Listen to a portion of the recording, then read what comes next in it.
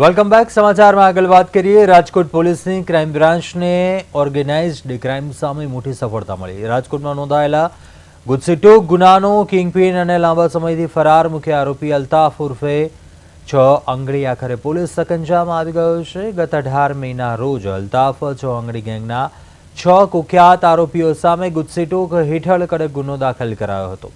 ત્યારબાદથી તે નાસ્તો ફરતો હતો, જેને રાજકોટ ક્રાઇમ બ્રાન્ચે ટેકનિકલ સોર્સિસના આધારે અમદાવાદ ખાતેથી દબોચી લીધો છે।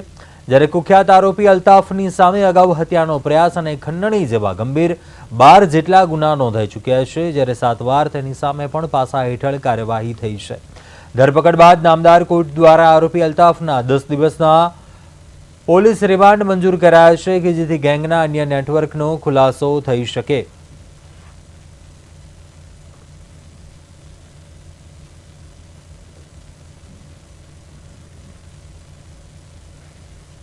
આંગળી ગેંગના કુલ 6 આરોપીઓ વિરુદ્ધ ગુજસીટો એક્ટ હેઠળ ગુનો નોંધવામાં આવેલ હતો।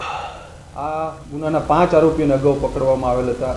નામદાર કોર્ટમાંથી તેમના રિમાન્ડ પણ લેવામાં આવેલ હતા અને રિમાન્ડના અંતે આ 5 આરોપીઓને ગુજરાત રાજ્યની અલગ અલગ જેલમાં પણ મોકલી દેવામાં આવેલ હતા। આ ગેંગના મુખ્ય લીડર અલ્તાફ હનીફભાઈ થઈમ ઉર્ફે અલ્તાફ 6 આંગળી ફરિયાદના સમયથી જ ફરાર હતો। આ આરોપી ખૂબ શાતિર છે, અગાઉ ઘણા વખત ગુનામાં પકડાઈ ગયેલ છે, તેથી કોઈ પણ જાતના કોઈ ડિજિટલ કોઈ પણ ઇક્વિપમેન્ટ યુઝ નહોતો।